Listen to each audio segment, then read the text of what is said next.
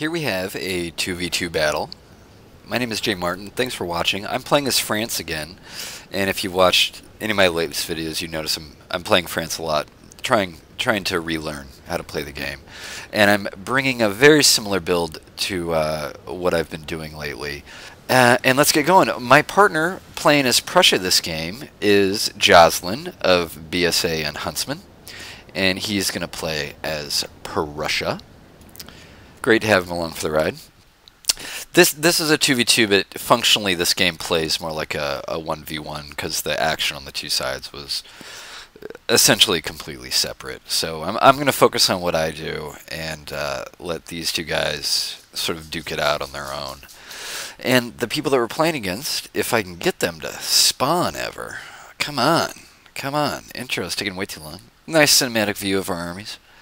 All set up. Look at all this. Looks like there's more Prussian flags. There probably are. The units are cheaper.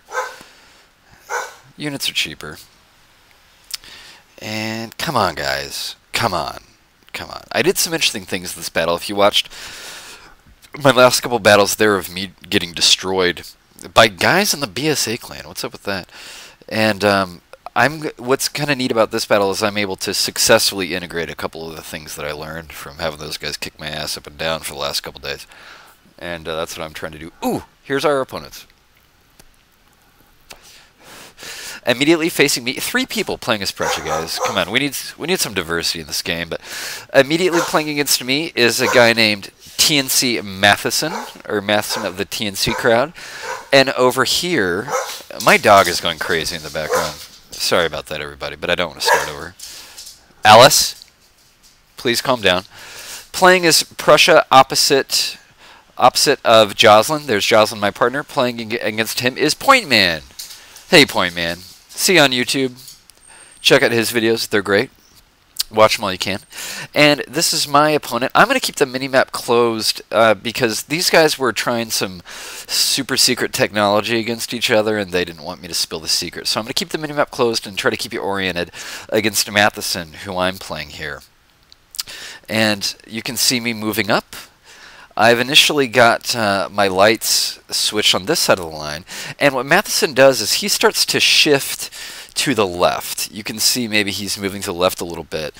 And I react by moving my guys forward more, kind of on this sort of diagonal axis. The red line is like right here. Oh, there it is. The red line's like right there. So we're going to wind up pretty close to that. But I'm trying to get my army in position maybe to hit him on this diagonal. That could be bad in a big picture scheme of things. It could push him further towards Jocelyn, my ally, but it gives me the opportunity to flank him over there. Is sort of what was going through my mind. Yeah, and you can see I'm pushing farther and farther out there. What I'm also doing, if you remember my 2 reserve units of Polish that I had in the back, or am I doing that right? No, okay, I'm so confused. My 2 units of Swiss that I had in reserve, I immediately make the decision to swing them over to this side. Because I'm feeling pretty good about the line disposition here. I feel like my line stretches out farther than his, so I don't need any additional help to flank over here.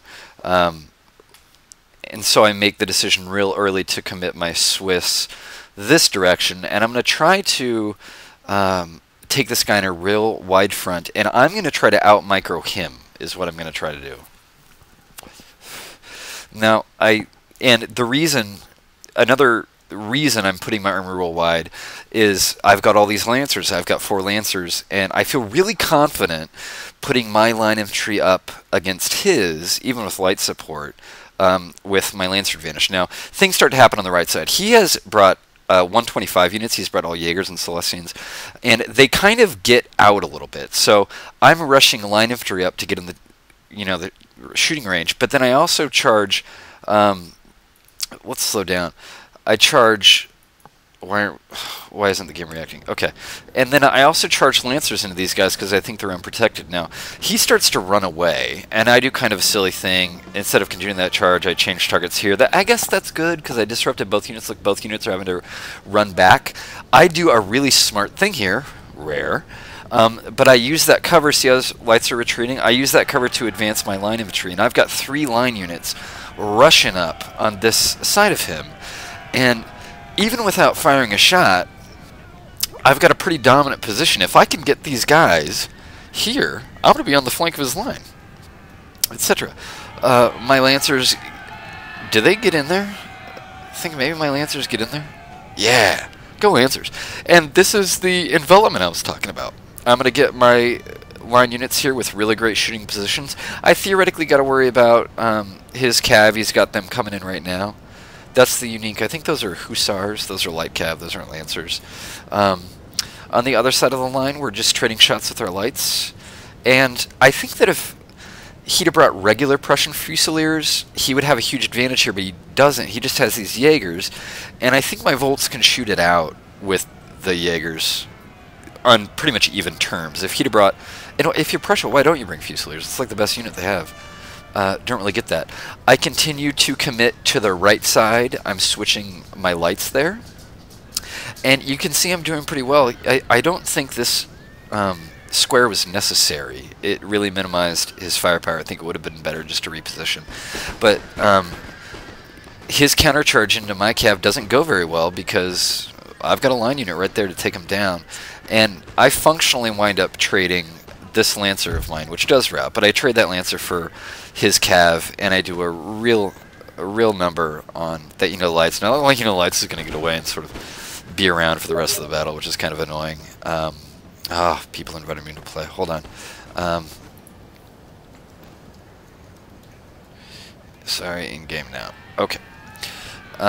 Shift tab. But what's happening in the big picture? Do I form square against this? I think actually I saw this charge and didn't bother to form square because there are only 12 men left in the unit. Is what happened there. But if you notice, let's fast forward a little bit. The right side is going really well for me. And in my last battle, I talked about the importance of getting in position first. The only reason I'm able to create this advantage is that I caught him while he was still maneuvering into position. I sent Cav to further disorganize his positioning, and this allowed me to get in there real quick. Timeout. I gotta answer the phone. I'll be back in 1 sec. Okay, we're back, and what I was getting at is that my ability to get in position before he did, and to sort of disorganize his formation that he was trying to get into, really is the deal. I get another Lancer charge. I try to get into the back of these lights. I kind of hit these foot guards, which is fine. That wasn't my real target. I was pretty comfortable that I could take these foot guards with just fire from these units. And you've noticed since I'm doing so well here, what I've done is I've shifted my other 2 Lancer units to this side. So I've still got 2 Cav that I can throw in this direction. And I think that'll turn out real well for me. What I wasn't doing is I wasn't really engaging him on the left. And I think maybe if I had played better this game, I would have done that. I had temporarily sent a line unit over to help Jocelyn control Point Man's flank. That probably wasn't necessary, but I was kind of like, well, I'm not doing anything over here. I might as well send him. But you notice I'm not engaging on the left, and that might have been good. It might have been bad. He does outnumber me, I think, like 5-3 there. So I don't know. It would have given him something else to think about. I guess I was keeping this guy kind of busy over here. Anyway, I'm pulling a unit of Polish from my reserve. I'm setting another reserve unit over here. So I've got 2 Lancers in reserve that I'm pushing, and then another line unit. I'm realizing this unit's getting pretty depleted, and I might need another line unit to take its place in the line. He, at this point, is countercharging again. And here's an interesting thing. Matheson was sort of using his cav very reactively. He used his cav in this battle pretty much solely to countercharge my charges. And I don't think that's how you want to be using your cav. You want to be using your cav offensively as opposed to defensively. The time and a place for both, I imagine, but I think conceptually, you really want to be using your cav offensively.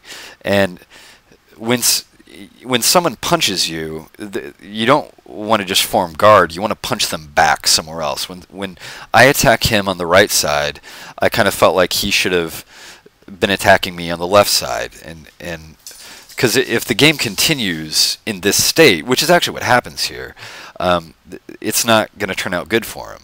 You know, if nothing changes, if these units over here just continue to sit, then this game is going to turn out real bad. He had tried to charge my cav. I think he actually did a really good job getting into me there, but I had a oh, what had happened is he had charged my cav, and I kind of retreated in the direction of the square, and his cav got caught up in the square. Good tactic. Dog going crazy again. And from this part out, nothing really changes. Like, I don't even think these Jaegers that totally outrange my line are even shooting. So, Alice, come here. Come here. Good girl. Okay, let's calm down. But all that happens really on my end of the battle from this point is that I get to continue the encirclement. You can see I'm already going 180 degrees on him. And at this point, I actually run out. I'm encircling this guy so well that I run out of room in the line to stick this unit. So I think I just start melee charging extra line units that I have to keep this guy busy.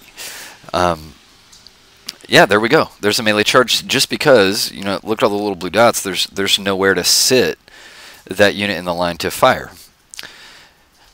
And I'm just running units up as fast as I can.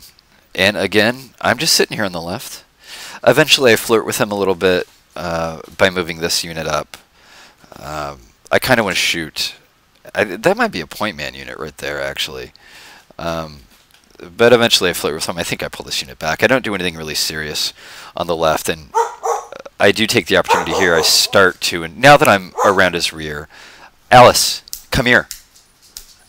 No barking, okay? No barking.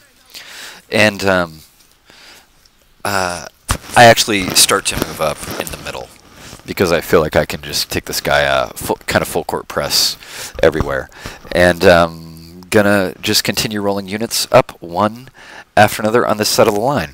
And that's kind of how the battle goes. And the lesson for me here is that I got into position first, and I was able to disrupt this guy. What I notice a lot of times when I lose against good players is they move really fast and they run up the map and they really hit you before you're in position. Maybe that's why people camp. I mean, I don't know. But if you can disrupt your opponent's deployment and get there before they want you to get there, good things can happen. Good things can happen. What had occurred here is I had moved my lineup to shoot at his lights, and he did the right thing, and he pulled his lineup to give them support, because I was just engaging like Old Guard versus Jaegers. That's going to go pretty well for me. Yeah, I think I route one really quick. And he pulls both of them back. Anyway, one last look at the development going on. Pretty soon I'm going to be a complete circle around this guy. Yeah, there I am pulling back on the left. And that's the battle. So I want to say good game to Matheson, who put up a really good fight. And good game to these two guys over there in their own private little nirvana. That was, again, Jocelyn and Point Man duking it out with their kind of interesting builds that they brought. So I want to say thanks for watching it, and check us out at twreplays.com.